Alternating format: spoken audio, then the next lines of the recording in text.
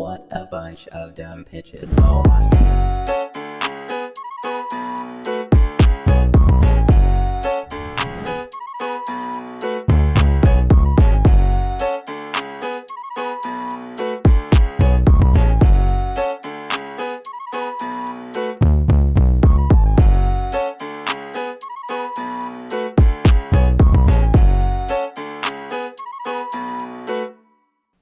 Welcome to another episode of Dumb Pitches with Monica Nevi. I'm Monica Nevi, your host. This is the show where we talk to successful people about their worst ideas.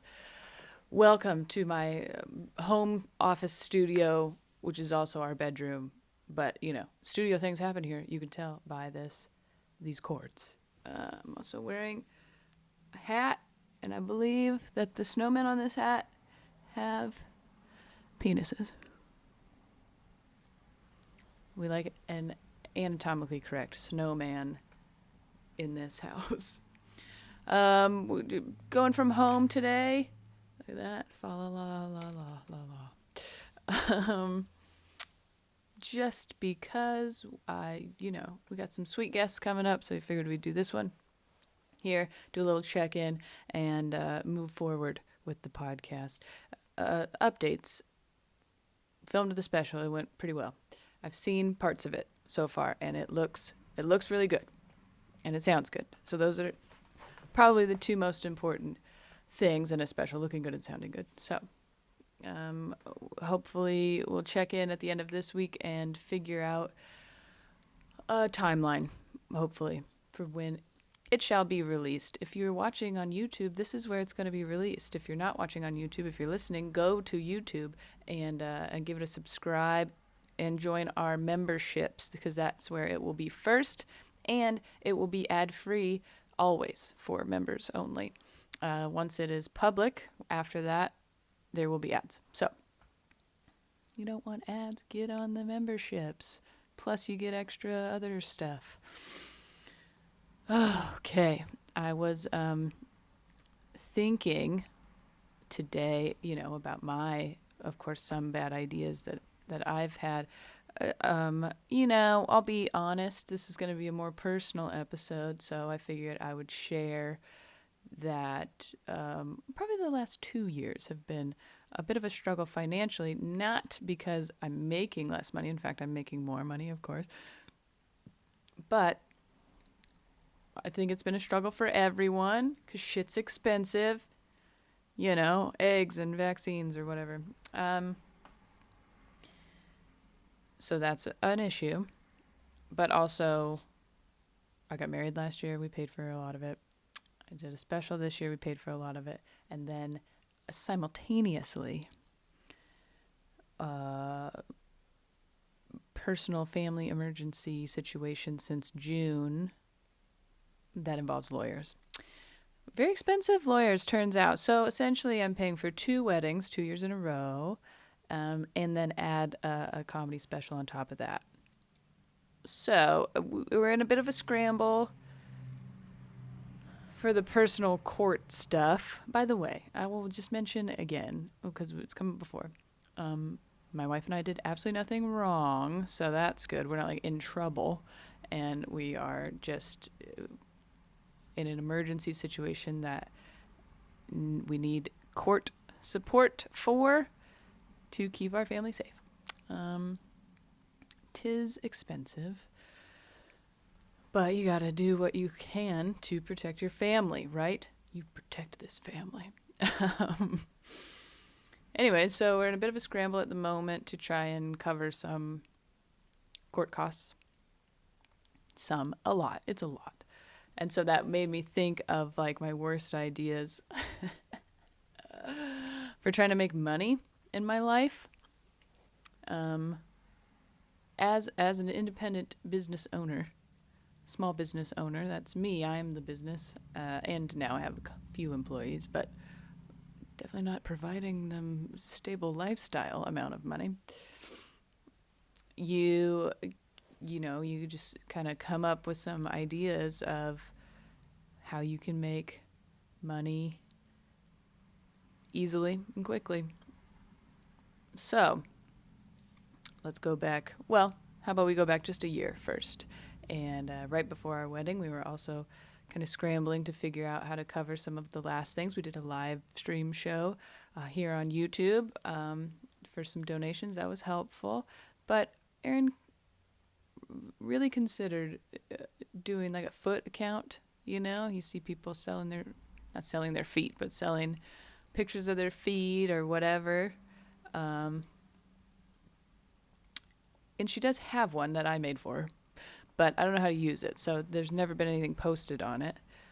But she also said, as soon as we were talking about it, we were like, okay, what can we do? Should we sell feet pics? And she was like, just take a picture of my butthole. I was like, that escalated very quickly. But now in our current situation, I'm like, get that butthole back out, okay? We need some money quickly. Still haven't actually gone through with any of those things yet. But, I forgot about this. When I was living in Los Angeles, I did a couple of like online job things. I would write SEO content for companies, like write blog posts for them, and they would be like, it's like an in-ground pool repair place, or installation place. They do in-ground pools. And I write 6 blogs about like the best material to use in the bottom, when to replace certain things in your in-ground pool, pool stuff, which is not my expertise. I know I look like a pool lady, but so I was just Googling other articles and stuff, and then mixing them together to make my own blog. And then I had done that for long enough that I would get similar companies, but different topics, or like a different company, but it was the same industry. I did a lot of dental implants for some reason. And then one of my articles did so well that I Googled the same, like, something similar to the topic, and my own article came up. Whoa, that's how science works. And that, of course, paid, like a penny a word or some shit. Like, it was not good. And that really stressed me out, because it would be like 6 or 10 different blog posts, and I would procrastinate, of course, and then have to wake up really early when I never did. My deadlines were at like 8 a.m. and finish writing these blog posts about dental implants. It was interesting. I also did transcribing for a website called Rev, which I still log into sometimes just to see. But that was similar. It's like, it's per minute. And some of them, so people would send you audio, right? And then you would transcribe it based on the speakers and everything. Sometimes it was videos, which was easier because you could see who was speaking. When it's audio, and obviously, always terrible audio. Terrible. It's like court proceedings or like medical something, and you had to transcribe it and say who was who, and you're trying to figure out the voices, and oh god. So that was stressful. And also, I think the thing about these things is, okay, you can do it from home. That's why people were excited about, because remote work wasn't the same as it is now. And so you could do it from home, but it was very, like, all of those work from home job situations they did not pay shit. Like freelance writing or whatever, it sounds good, but then it's like, you're not getting paid much. And that helped me, that extra $30 a month or whatever allowed me to eat in Los Angeles.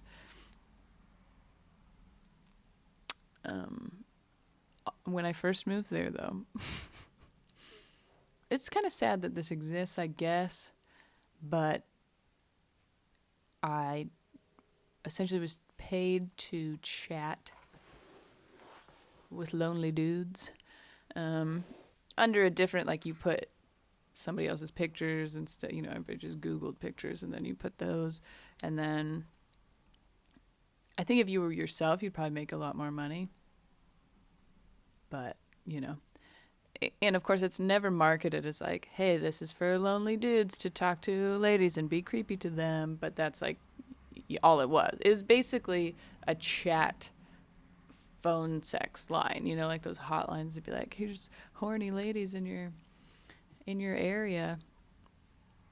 I don't think I've ever told my wife about this because it hadn't come up, but then she was like, go ahead and take a picture of my beehole. I was like, well, I feel like I can share this then. When money is really low, I mean, I've Googled like sugar baby stuff. I think you're very privileged as a woman to have never at least considered stripping, I never actually got that far, I never stripped because I felt like that was a job. I already have a job. I just wanted, someone to give me money would be cool. And that felt like what a sugar baby was, but I never, even with the conversations with the lonely fellas, it was so much work. And for you to even get like enough money for it to even like pay out or something, get to $100 or whatever, it took a lot of time. Like the hourly, ratio of it is very low because it's based on like how much you talk to them, and then it was also based on like it was more for like a picture. So obviously you would make more money if there was I should have put my feet in there, except my feet have tattoos on them, and I felt like I couldn't hide it, and just be like, oh, that's just a white lady foot. Nope, it's very obviously this white lady's foot because it's got a tattoo on it. I'm interested. I wonder what other people's bad ideas for making money. Not, I think that's the part that makes them bad is that it really wasn't a lot of money. I don't think stripping is a bad idea. Maybe not for me, but I have never judged anybody, male or female, for stripping or being a sex worker or whatever, or now, cam girls or OnlyFans or whatever. I judge you not, my friend.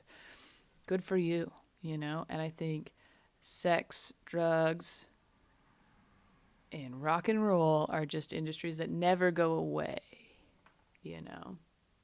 Comedy we can do without, I think. Yeah, no, it makes things better, and entertainment makes things better, but it's not necessary. And I do think the sex industry is necessary. I have a theory. I think it's on one of the membership videos, but that if everyone was having orgasms, like most of our problems that we have wouldn't exist. Who wants to go to war when you're jizzing all over consensually, Anyways. So, I don't know, sex work or whatever, digital, virtual loving. I'm in the virtual love industry. It doesn't bother me. I haven't really done it other than the chatting thing, but I hold nothing against you if you do. And I think that's a better idea because a lot of people are actually making good money doing it. That's the thing with a lot of these little, if you're like, oh yeah, I should probably start an OnlyFans, you're too late. It's too late. That's how it has been with me with like social media and stuff. It's like, oh, I should put these, put them clips and stuff, and now the algorithm's changed, and every time something's working, it means it's too late. You got to get ahead of the curve if you really want to make some cash out of one of these virtual things. But I've always been like this, where it's like, oh, if I just can add a little bit more money. When I was younger, obviously there wasn't terrible, crazy things going on all at the same time, and you didn't have your normal bills, or that many at least. But I always worked like multiple jobs at a time, and I was an athlete, and I was part of like ASB and stuff. Like I was a very involved student, and I worked at Old Navy my senior year in high school. while going to school and playing. I played 3 sports, so I was doing a sport at all times. And then I was like, ASB was called Girls Club, but we were on the executive board, so we were like planning dances and shit. And I was like, good, I gotta go fold some shirts and offer people credit cards they don't want and shouldn't get.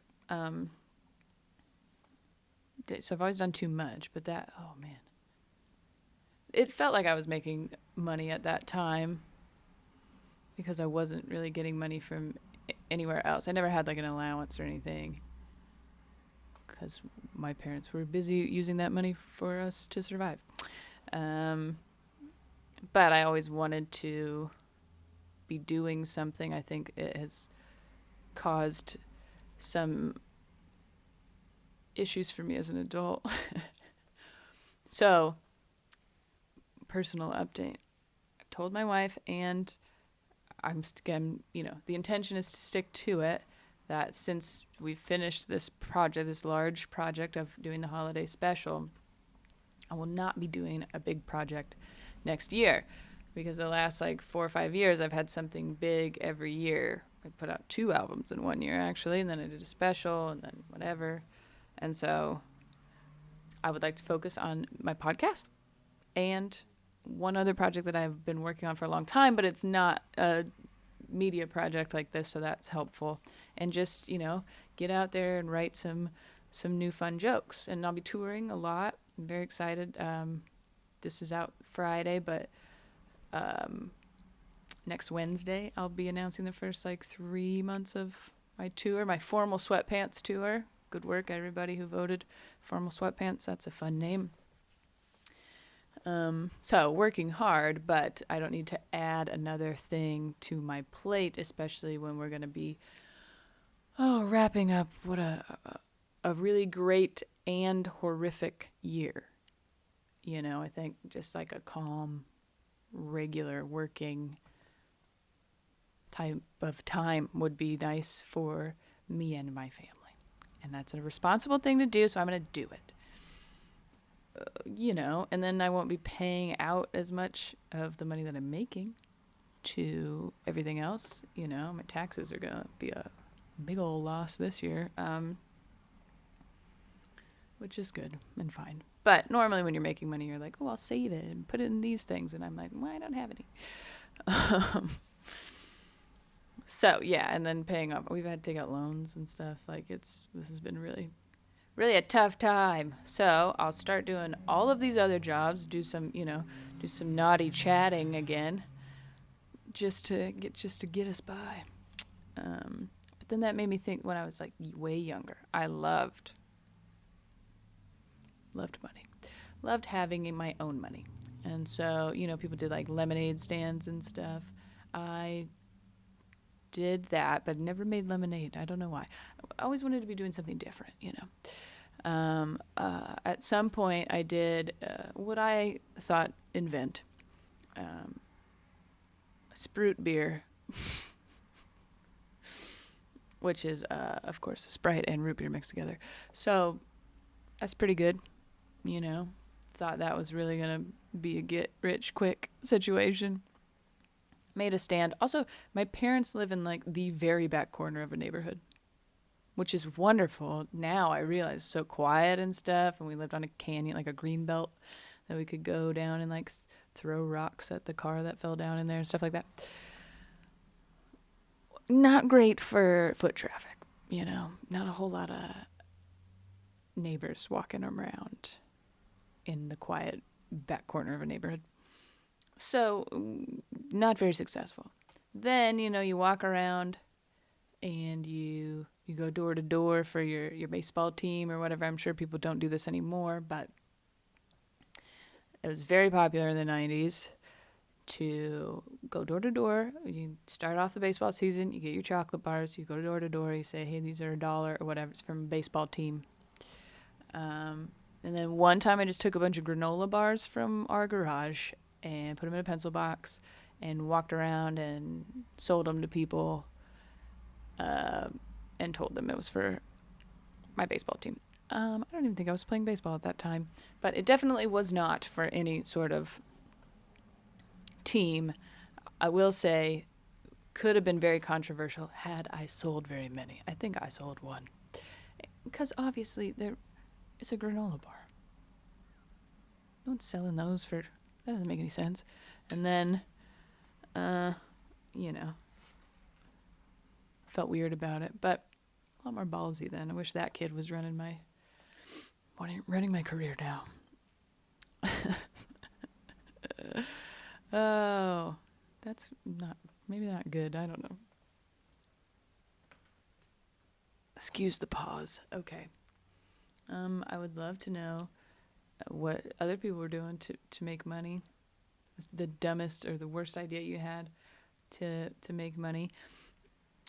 I will be back in the studio next week, and I would encourage you to start thinking about dummy nominations. It'll be up on Instagram and whatnot in the next couple of weeks, but I do want you to get these last couple guests in so they can be considered.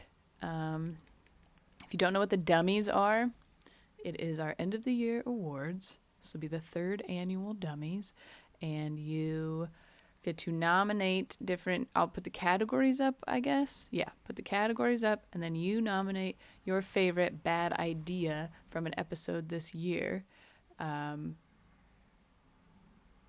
that category. And then we'll make a big deal about it. And then people can use that as credits.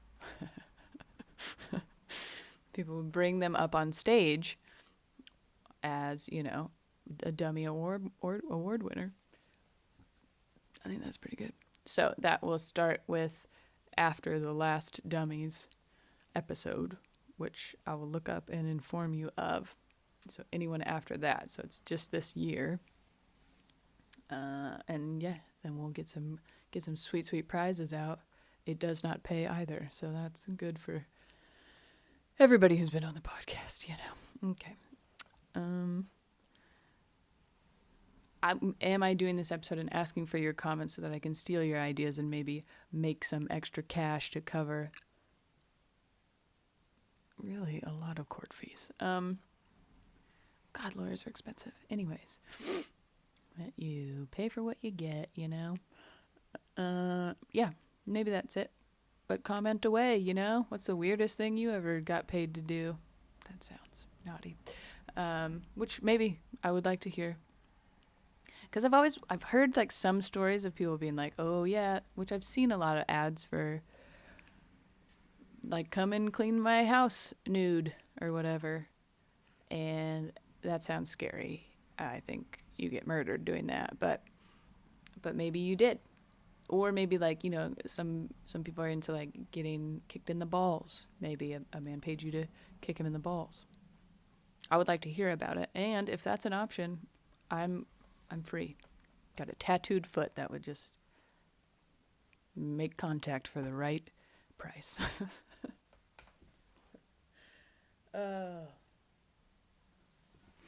People do like TaskRabbit and stuff, and there was an option to like have someone wait in line for you. I wonder, what's the weirdest thing you ever got paid to do? Comment away. Think of or made money doing, I guess. I don't know.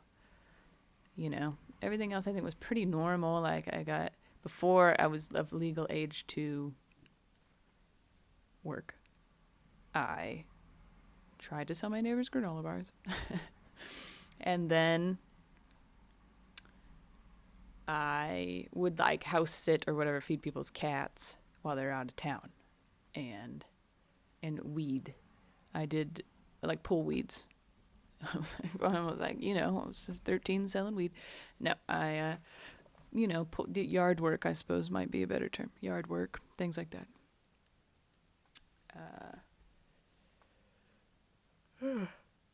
But that I would say maybe more of a noble cause.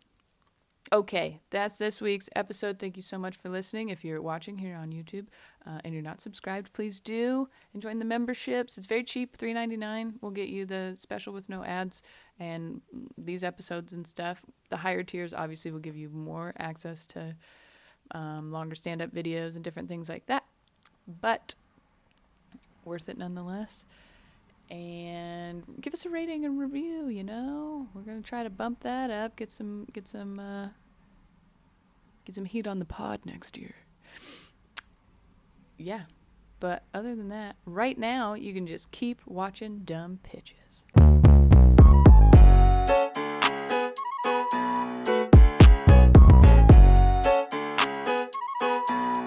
You're weird. Yes.